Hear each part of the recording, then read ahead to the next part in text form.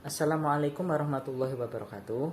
Sebelumnya, izinkan saya untuk memperkenalkan anggota kelompok.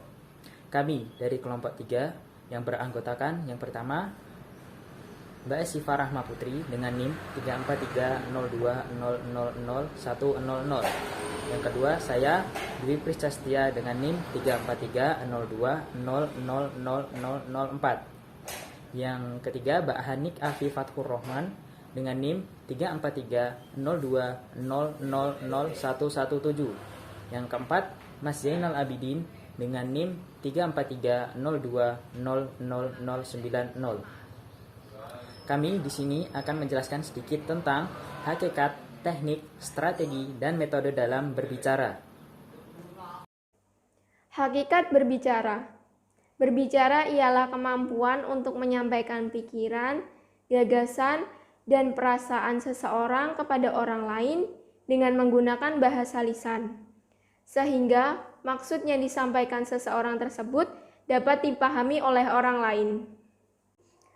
Tujuan berbicara. 1. Menghibur. Tujuan berbicara dikatakan menghibur apabila pembicara bermaksud untuk menggembirakan atau menyenangkan para pendengarnya. Yang kedua, menginformasikan. Tujuan berbicara dikatakan menginformasikan apabila pembicara ingin memberikan informasi tentang sesuatu agar para pendengar dapat mengerti dan memahaminya. Yang ketiga, mendorong atau menstimulasi. Tujuan berbicara dikatakan mendorong atau menstimulasi apabila pembicara berusaha memberikan semangat dan gairah hidup kepada pendengarnya. Reaksi yang diharapkan adalah menimbulkan inspirasi atau membangkitkan emosi para pendengar. Yang keempat, meyakinkan. Tujuan berbicara dikatakan meyakinkan apabila pembicara berusaha mempengaruhi keyakinan, pendapat, atau sikap para pendengar. Yang kelima, menggerakkan. Tujuan berbicara dapat dikatakan menggerakkan apabila pembicara menghendaki adanya tindakan atau perbuatan dari para pendengar. Jenis-jenis berbicara. Ada berbagai pandangan yang digunakan orang dalam mengklasifikasikan berbicara. Yang pertama, berdasarkan situasinya, berbicara dapat diklasifikasikan menjadi dua jenis, yaitu berbicara secara formal dan berbicara secara informal. Kedua, dilihat dari tujuannya, berbicara dapat diklasifikasikan menjadi 5 jenis, yaitu berbicara menghibur, berbicara menginformasikan, berbicara mendorong atau menstimulasi, berbicara meyakinkan, dan berbicara menggerakkan. Yang ketiga, dilihat dari metode penyampaiannya, berbicara dapat diklasifikasikan menjadi 4 jenis, yaitu berbicara mendadak, berbicara berdasarkan catatan kecil, berbicara berdasarkan hafalan, dan berbicara berdasarkan naskah. Yang keempat, berdasarkan jumlah pendengarnya, berbicara dapat diklasifikasikan menjadi 3 jenis, yaitu berbicara antar pribadi, berbicara dalam kelompok kecil, dan berbicara dalam kelompok besar. Yang kelima, berdasarkan peristiwa khusus yang melatar belakangi, berbicara atau pidato dapat diklasifikasikan menjadi 6 jenis, yaitu pidato presentasi, pidato penyambutan, pidato perpisahan, pidato penjamuan, pidato perkenalan, dan pidato nominasi. Tahap-tahap dalam berbicara. Yang pertama, persiapan. Pada tahap persiapan ini ada beberapa hal yang dapat dilakukan oleh seorang pembicara, yaitu 1. Penentuan topik, kedua, penentuan tujuan, ketiga, pengumpulan referensi, keempat, penyusunan kerangka, dan yang kelima, berlatih. Yang kedua, pelaksanaan kegiatan berbicara. Secara umum, pelaksanaan kegiatan berbicara dapat dilakukan melalui beberapa tahap, yaitu pembukaan, lalu pembahasan pokok, yang terakhir penutupan. Yang ketiga, evaluasi. Evaluasi perlu dilakukan untuk mendapatkan masukan tentang kegiatan berbicara yang telah dilakukan seorang pembicara. Dengan masukan tersebut, seorang pembicara dapat menentukan kualitas pembicaraannya. Selanjutnya adalah teknik dalam berbicara. Teknik dalam berbicara ini saya mengambil ada 4. Yang pertama adalah intonasi. Intonasi adalah irama atau lagu. Yang kedua, artikulasi. Artikulasi ini menyangkut kejelasan kata. Yang ketiga adalah stressing. Stressing adalah penekanan suara supaya terdengar tidak loyo.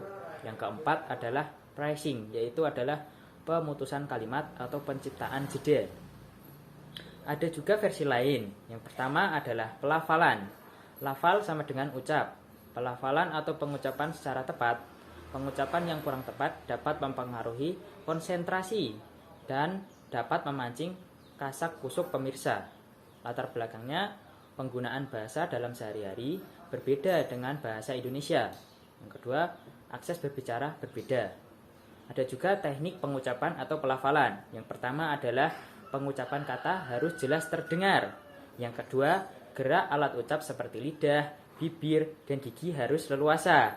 Yang ketiga adalah gerak tertahan menyebabkan suara yang keluar tidak normal atau kurang jelas.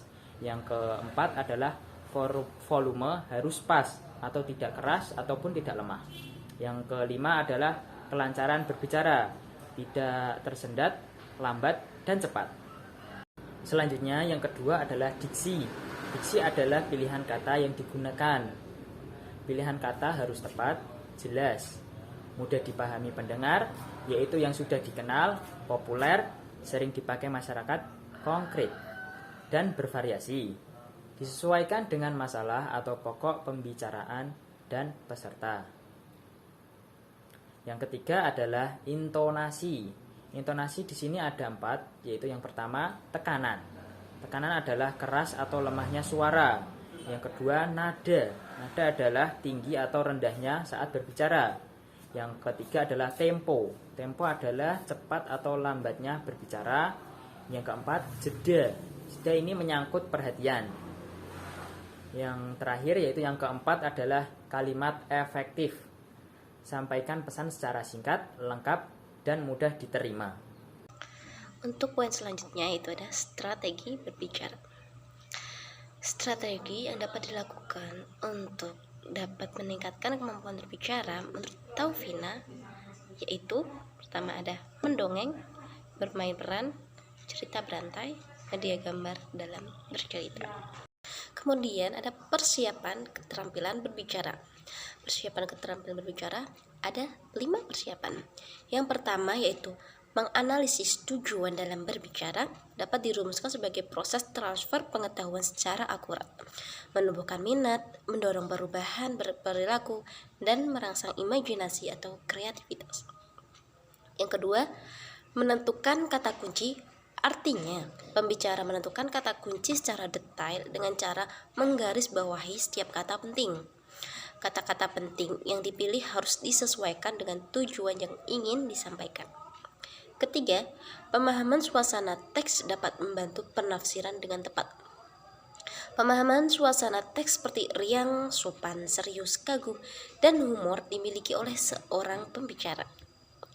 Kemudian yang keempat, penggunaan bahasa tubuh atau gestur ketika berbicara dengan membantu penyampaian pesan secara jelas kepada audiens. Gestur berkaitan erat dengan nilai rasa, perasaan, pikiran, dan pemaknaan sesuatu.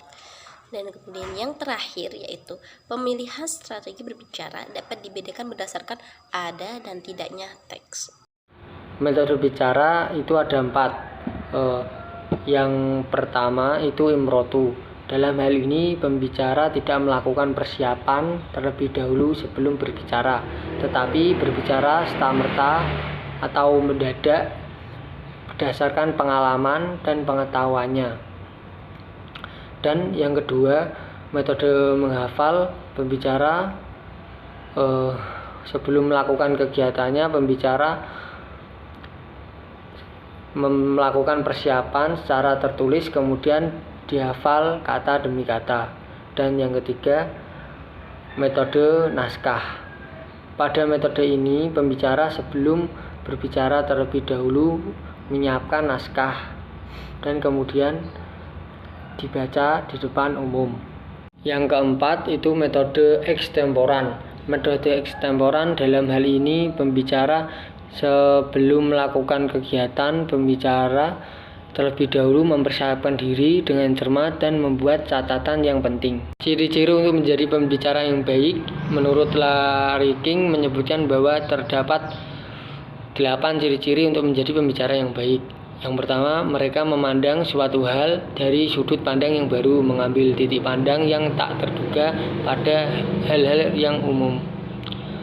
Yang kedua, mempunyai cakrawala yang luas, yaitu mampu memikirkan dan membicarakan isu-isu beragam pengalaman dari luar kehidupan mereka sehari-hari. Dan yang ketiga, mereka antusias, menunjukkan minat bakat pada apa yang mereka perbuat dalam kehidupan mereka, maupun pada apa yang dikatakan pada kesempatan itu. Yang keempat, mereka tidak pernah menceritakan diri mereka sendiri. Yang kelima, mereka selalu ingin tahu dan terbuka terhadap kritikan dan saran. Yang keenam, mereka menunjukkan empati, posisi diri pada yang dikatakan. Dan yang ketujuh, mereka mempunyai selera humor. Dan yang kedelapan, mereka mempunyai gaya bicara sendiri-sendiri. Saya ucapkan terima kasih atas perhatiannya. Billahi taufik walhidayah, waridho wal inayah. Wassalamualaikum warahmatullahi wabarakatuh.